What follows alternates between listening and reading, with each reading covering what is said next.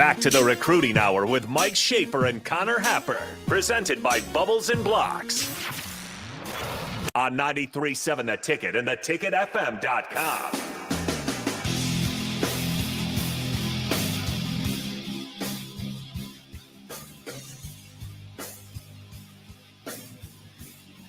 Welcome back. One final time on the Recruiting Hour. I am Mike Schaefer.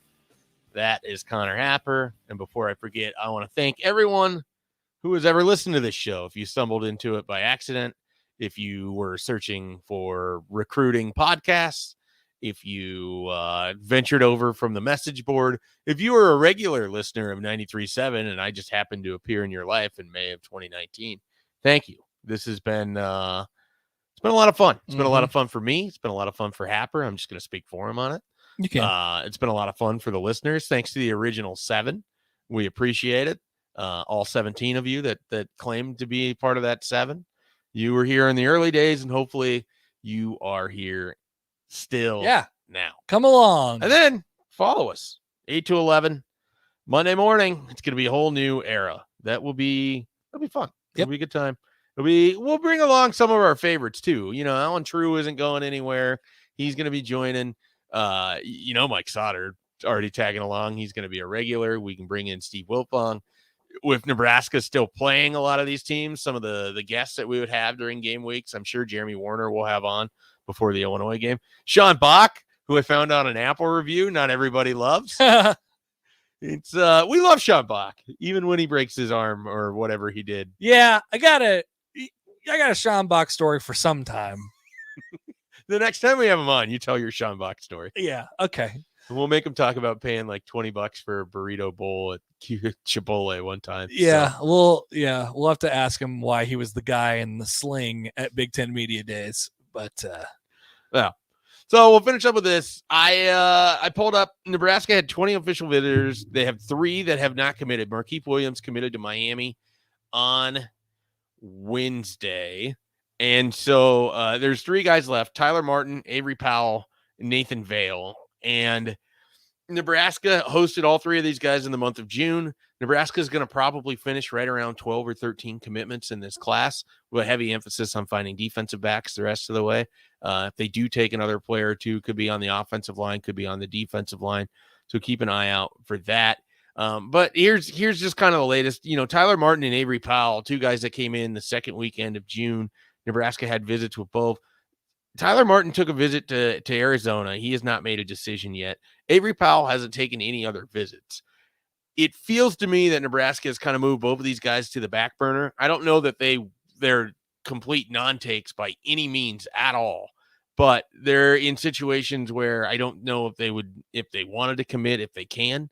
And I think Nebraska wants to see how things play out. Now, Avery Powell is a defensive back, but he's a little bit undersized. He's listed at 5'9", 170 pounds. I was told he actually measured in a little smaller than that at Nebraska, which would put him in the 5'8" range, which is pretty tough for a defensive back unless you're running absolute elite speed. And even then, it's just hard in this conference to have a guy that small out on the edge for you. I mean, it's difficult. So we'll see if Nebraska ventures back with Avery Powell. Now, those were the 2 guys of the 3 that it didn't feel like they were as involved with. This is one they want, but they might be trailing here. Nathan Vale, defensive back out of Georgia, came in for the second to last weekend in the month of June. He was here for Friday Night Lights. He spent a lot of time with Miles Farmer, Quentin Newsome. Really enjoyed hanging out with Travis Fisher. I know that was one of the highlights of the visit for him overall. I would too.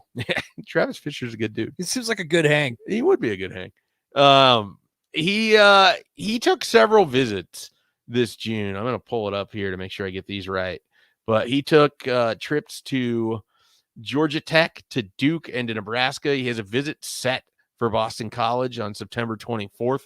I have heard that Duke might be the leader here. Nebraska is still very much working. I know that Nathan Vale had talked about maybe coming out for a Nebraska game as an unofficial in the month of September. We'll see if that happens, but they like him quite a bit. 6'2", 195 pounds.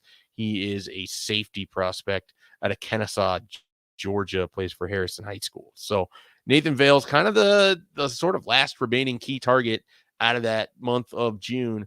and then they're just going to start over. And what I mean by that is they've got offers out to other defensive backs. I don't think there's any imminent plans to have guys come in for immediate official visits in the month of September. I think they kind of want to see how things play out in terms of senior years. There could be some late find guys. We know Travis Fisher has a deep Rolodex of defensive backs that he's always keeping an eye on. But I would not look for Nebraska to fill up that class quickly. They're sitting at 9. They might sit at 9 for a while. Well, that's not particularly abnormal to kind of reset when about the time the season starts. Yeah. I mean, maybe not completely be out of targets on the board, but they still have targets. They're just not as firm. Yeah. Like in the mix. Yeah. Mm-hmm. I got you.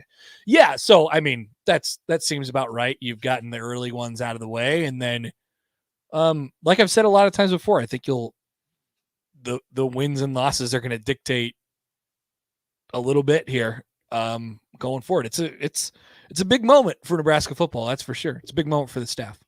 Yeah, it's gonna be interesting, and you know, we're gonna have plenty of opportunities to talk about all of these things. We're certainly gonna be covering recruiting in the morning, but I will just leave people with this. I mean, Nebraska plans to be heavily involved in the transfer portal. I think they like their foray into it with that 2021 class.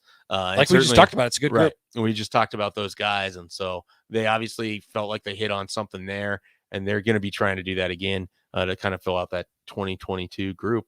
All right, Happer, any closing thoughts here as the recruiting hour ticks away? No, thank you, everybody. All of our listeners, all of the guests that we've either had on the phone or Schaefer's kind of introduced me to.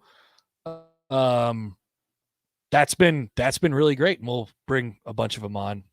It's not goodbye. It's just hello at a new time. Hello at a new time. Yeah. So with that being said, we hope that you will continue to listen to the ticket, certainly in the 2 to 3 time slot. We should have had Rico standing by. He could have came in to talk about his new show. Yeah, they'll hit recruiting pretty hard. They'll hit stuff hard. I don't know if it'll be recruiting. So I'm excited to see what that is. Me too. Yes, because it could just be off the wall. It's my favorite part of this whole thing. So we're gonna see what Nick and Rico have in store for the 2 to 3 hour. But again, we appreciate it. Thanks for everyone for listening. Be sure to check us out 8 to 11 starting Monday morning. So we will be back on Monday. Happer's sticking around. He's finishing out the drive. He is. But one more drive. I am gone. I'll be back Monday morning. It'll be a new show. It'll still be us. It'll be a little different.